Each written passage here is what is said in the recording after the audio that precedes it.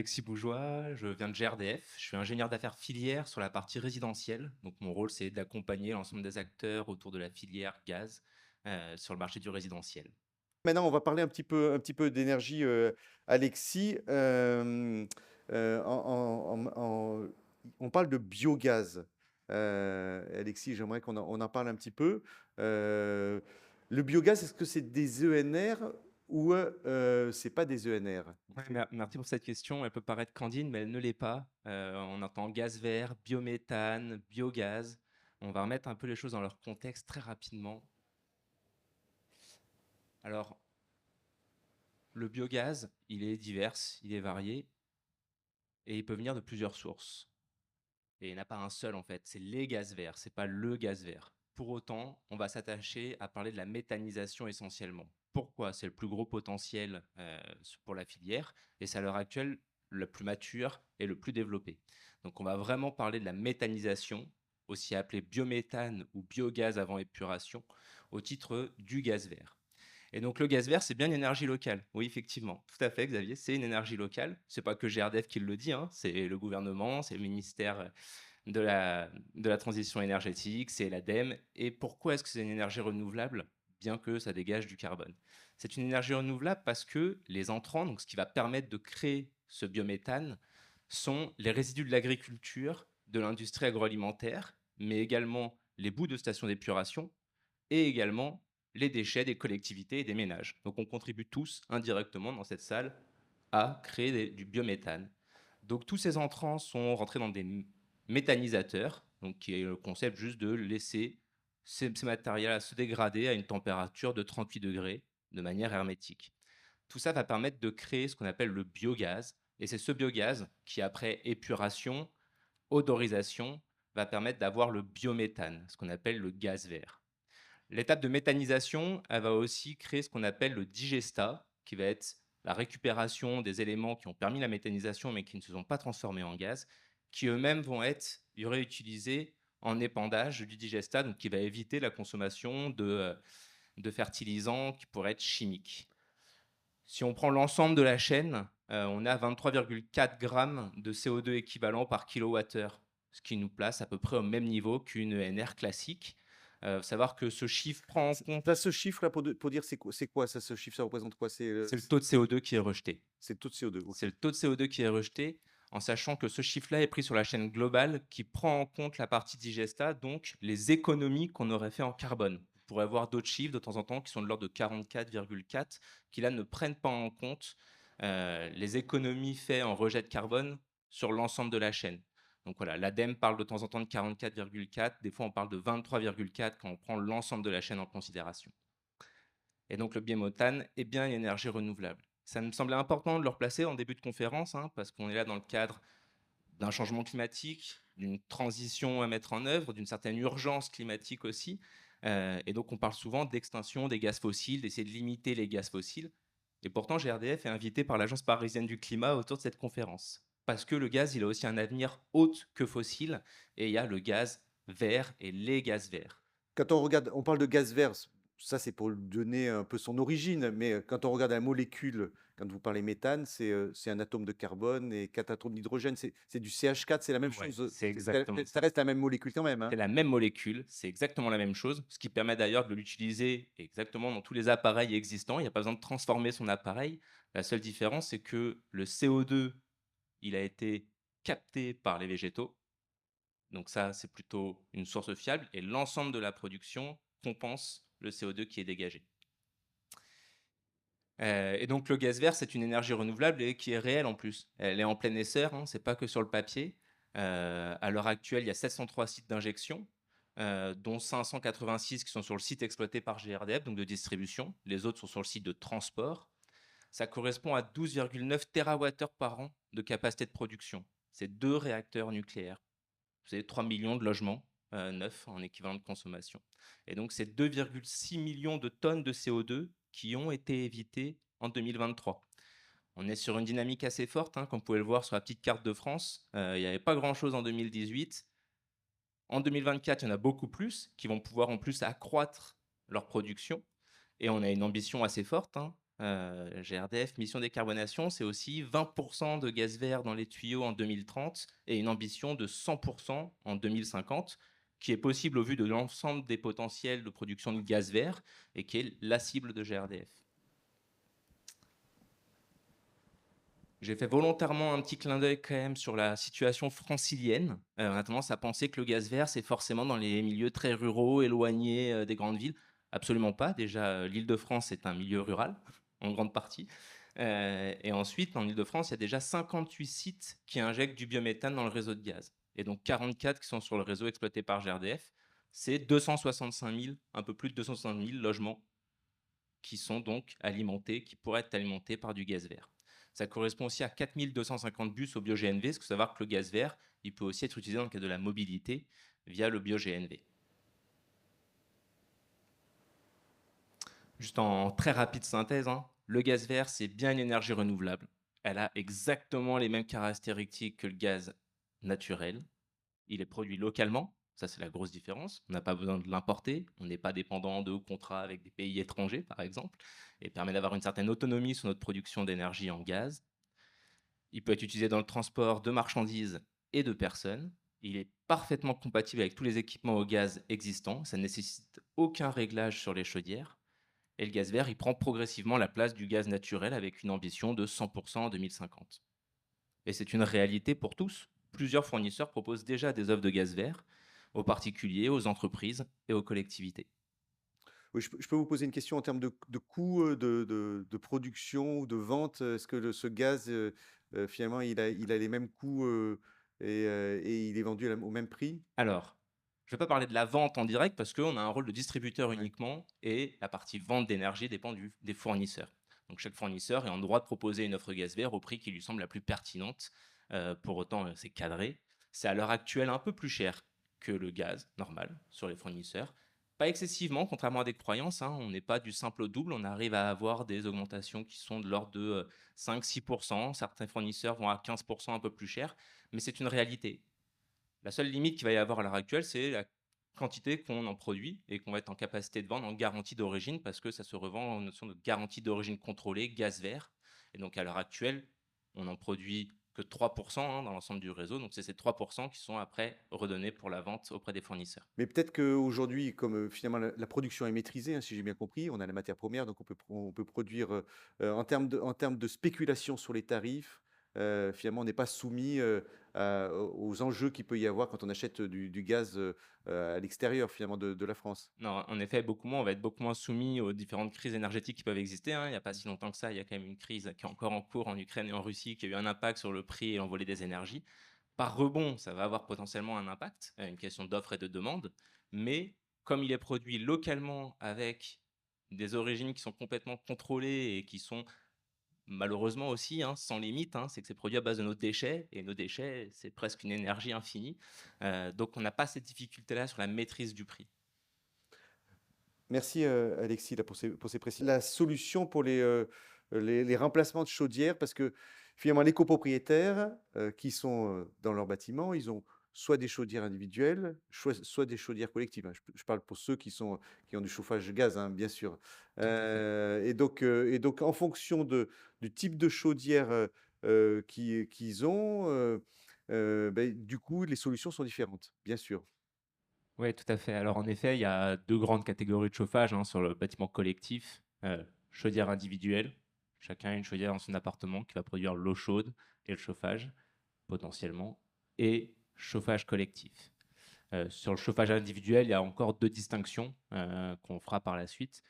Juste pour faire un petit état de la situation actuelle sur la France, chauffage collectif, c'est 40 000 chaufferies collectives au gaz, plus de 1 300 000 logements. Il y a également 7 000 chaufferies encore au fioul, 200 000 lots. Je ne vais pas paraphraser ce qui a été dit précédemment, mais il y a évidemment un certain nombre de ces chauffages collectifs qui vont vouloir, pouvoir ou devoir se raccorder au réseau de chaleur urbain. Pour autant, ils ne vont pas tous pouvoir se raccorder au réseau de chaleur urbain. Pour des questions de délai, pour des questions de prix, il y a des systèmes dérogatoires qui permettent, quand on est dans une situation d'urgence qui ne permettrait pas de se raccorder au RCE, de trouver une autre alternative. L'autre alternative, elle est diverse, mais elle est évidemment possible en gaz sur des systèmes performants. J'avais pas ce chiffre de 7 000 chaudières encore au fioul, c'est énorme. Moi, je C'est croyais énorme. on était arrivé au bout des chaudières au fioul, mais pas encore, hein. Non, pas encore d'ailleurs, Fulgoni évoquait, hein, il doit en avoir encore un certain nombre dans son parc, des chaudières très vieillissantes et on a des chaudières collectives qui ont plus de 40 ans, hein, et donc il y a encore des chaufferies fioul. Le fioul a encore un attrait économique et une facilité aussi, à se faire livrer, qui fait qu'il a encore sa place et un certain nombre d'acteurs hésitent à faire cette transformation, potentiellement la réfléchissent dans le cadre d'un plan pluriannuel de travaux et donc il y a d'autres réflexions en cours sur le bâti qui va être l'un des premiers postes qui va permettre aussi de faire des économies d'énergie et donc c'est des projets qui végètent et qui attendent un peu. Nous, on est là pour essayer de faire en sorte qu'ils aboutissent et qu'ils se concrétisent le plus rapidement possible parce que, c'est de manière évidente, par contre, une décarbonation et des vrais gains énergétiques assez rapides à mettre en place. Sur le chauffage individuel, 2 millions de chaudières individuelles en copropriété, 1,6 million d'anciennes générations. Alors j'ai utilisé des termes un peu plus techniques, mais on va parler de B1 ou de Banox ou de basse température. C'est les anciennes chaudières gaz qui ont été performantes à leur époque, hein, mais qui maintenant sont un peu désuètes et surtout polluent beaucoup plus que les nouvelles générations de chaudières. Sur ces 1,6 million d'anciennes générations, il y en a 800 000 qui sont en conduite fumée individuelle.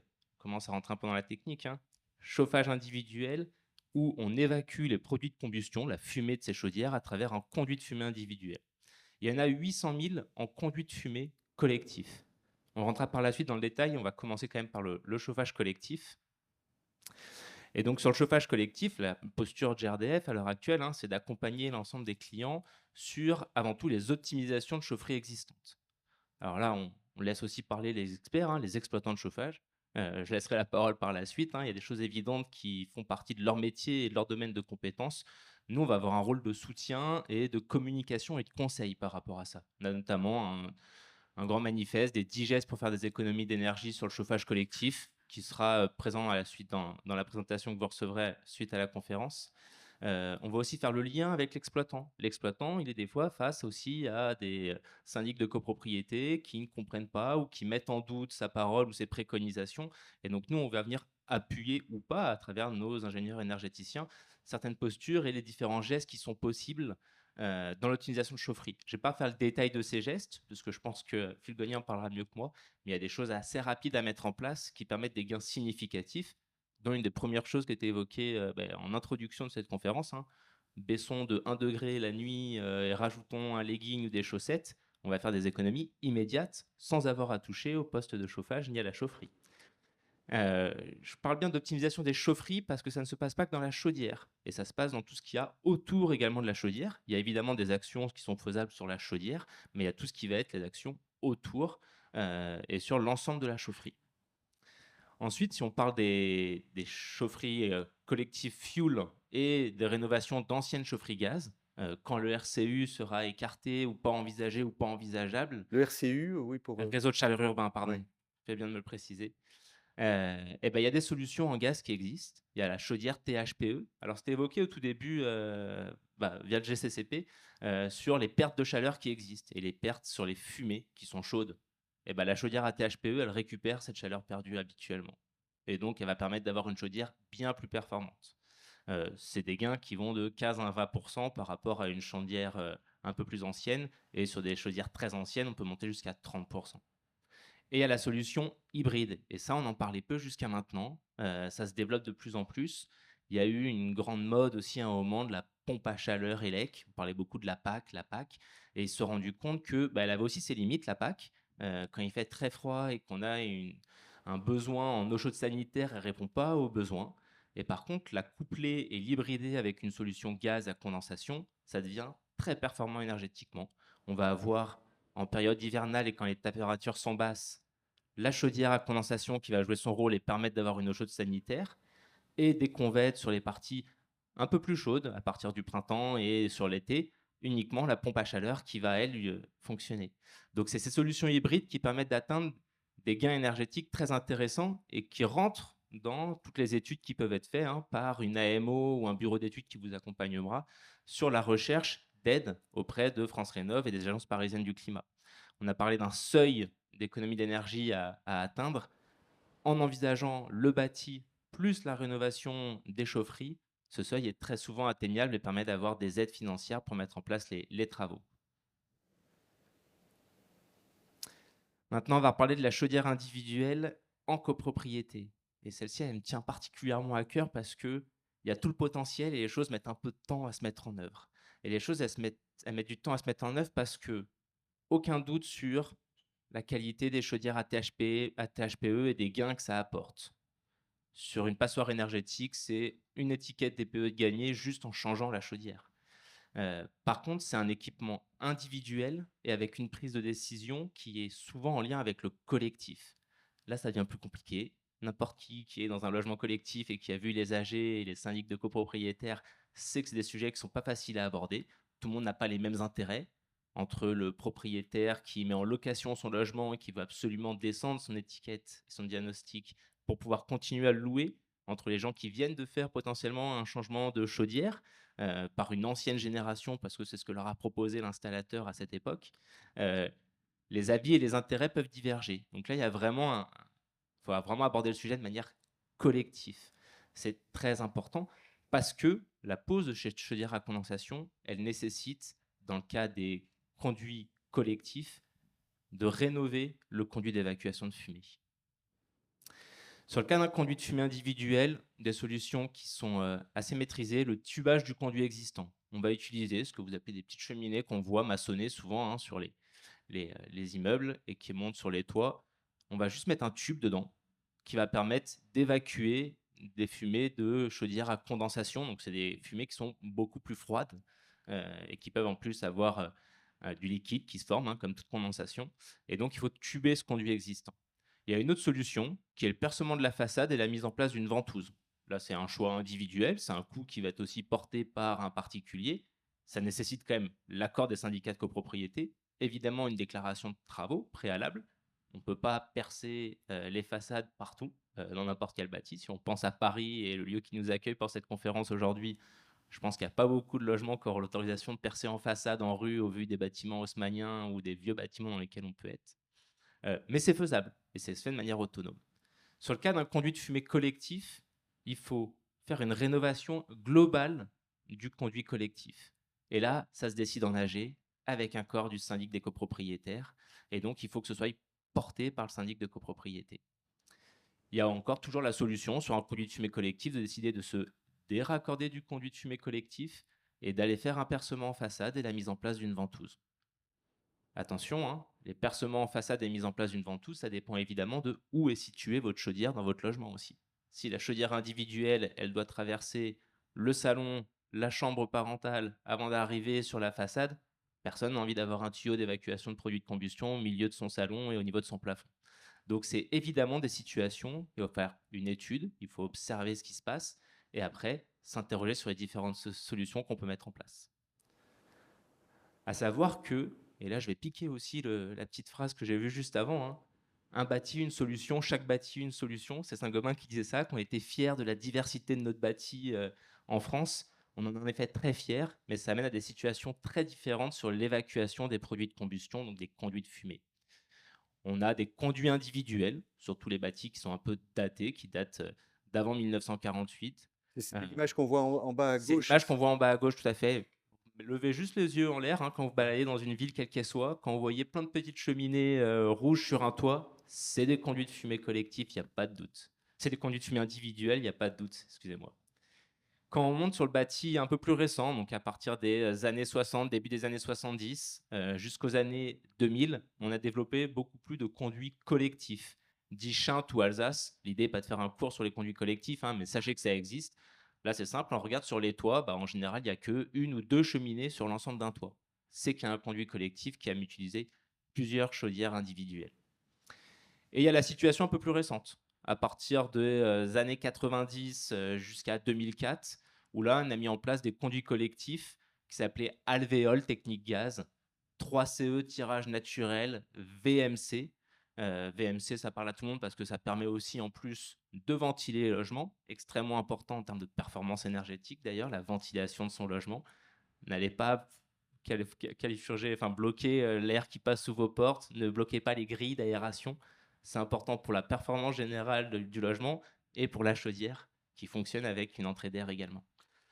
Et donc, ce qui est très important pour moi, c'est de dire que tous les conduits de fumée ont une solution.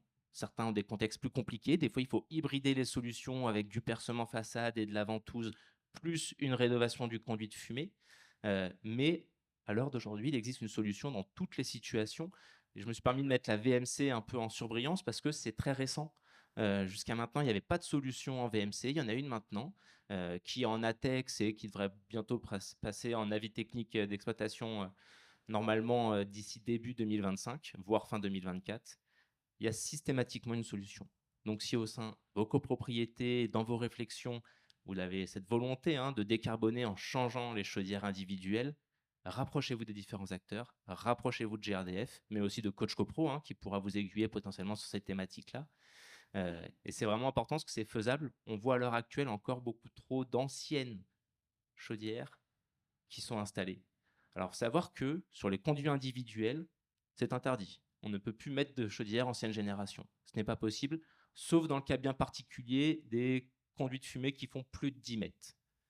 Sur les autres conduits et sur les conduits collectifs, il y a une dérogation possible. On ne sait pas jusque quand elle va durer. On va probablement toucher à sa fin dans les années à venir.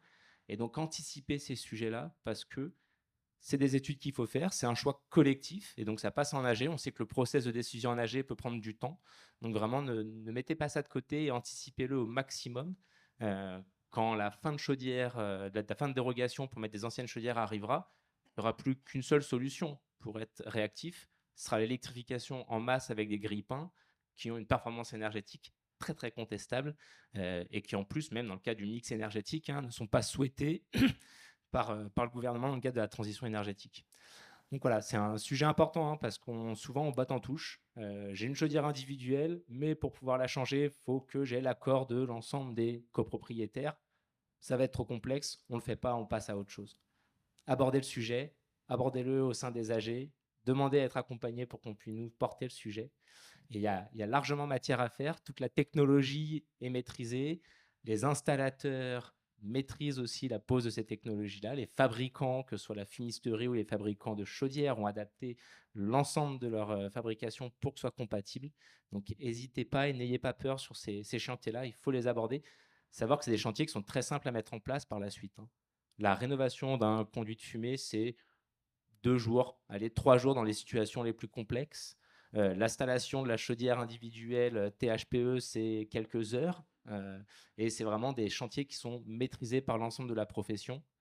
Il n'y a plus qu'à apporter cette petite étincelle qui transformera tout ça et qui permettra de rénover l'ensemble de ces chaudières individuelles qui, à l'heure actuelle, polluent plus qu'elles ne le devraient, qu'elles ne le pourraient. Les retours sur investissement, là, j'imagine, puisque quand on passe à une chaudière THPE, sont assez rapides. Alors, le retour sur investissement, on a même la prétention de dire que pour un remplacement anormal, il est immédiat. Quasiment, de par le gain énergétique et aussi de par les aides qui peuvent accompagner ces solutions-là. Il faut savoir qu'il n'y a plus d'aide sur la chaudière THPE, il n'y a plus de C2E sur la chaudière THPE à condensation, mais par contre, GRDF apporte une aide supplémentaire sur la rénovation des conduits de fumée. Donc pour accompagner cette transition et ce changement, c'est GRDF qui va aller rajouter des aides qui montent jusqu'à 400 € par logement sur le conduit de fumée. On va surtout aussi apporter des aides sur le cofinancement des études. C'était dit au préalable, faites-vous accompagner sur ces sujets-là. Il y a beaucoup d'acteurs qui parlent de la rénovation énergétique, des fois certains peu scrupuleux qui proposent des choses couvertes par des C2E sans qu'on ait de certitude sur la qualité des travaux mis en place. Adressez-vous aux gens qui maîtrisent le sujet, parlez aux AMO, parlez à Coach CoPro, parlez à des bureaux d'études s'il le faut. Si le frein, c'est le financement, rapprochez-vous des acteurs qui peuvent aider ce financement-là. C'est le cas avec Coach CoPro potentiellement, c'est le cas avec GRDF qui va accompagner des financements d'études préalables pour s'assurer de la faisabilité de chantiers, notamment de rénovation de conduits de fumée. Je crois qu'il y avait une dernière diapo. Ouais. Pourquoi solliciter GRDF? Bon, ça va être la synthèse un peu de ce que j'ai dit au préalable, mais accompagnement du syndic et de la copropriété de l'étude jusqu'aux travaux. On a même plaisir à aller faire de la médiation et de la culturation au sein des AG. Donc, si vous avez besoin d'un relais pour porter un sujet au sein des assemblées générales, on est prêt à le faire et on a plaisir à le faire sur l'Île-de-France. On apporte une expertise technique dans le domaine énergétique. C'est moi qui ai pris le micro aujourd'hui, mais ça pourrait être un ingénieur énergéticien au sein de GRDF. Ils sont nombreux, ils participent régulièrement d'ailleurs aux conférences Améliorons la ville. Donc on a une expertise technique en interne. La mise en relation avec les acteurs de la filière rénovation, et ça, c'est essentiel. C'est en effet compliqué. Ça peut paraître être une vraie pelote de laine compliquée à démêler. On est en échange, on parle entre les conseils syndicaux, les syndics de copro, mais aussi les bureaux d'études, les AMO, les architectes, les exploitants, les ALEC, France Rénov, l'ADIL qui va nous aider sur la situation juridique, hein. Pour un syndic, aborder ces sujets, c'est aussi un peu compliqué. Il y a un aspect légal associé à ça. Majorité 25, vote à l'unanimité, il y a souvent des doutes. N'hésitez pas à nous solliciter. On est en lien avec l'ensemble des acteurs pour apporter des réponses. Et évidemment, hein, de par notre rôle de mission de service public, hein, gratuité de notre prestation et possibilité de vous faire bénéficier en plus d'aide GRDF pour accompagner cette transition énergétique. Merci Alexis.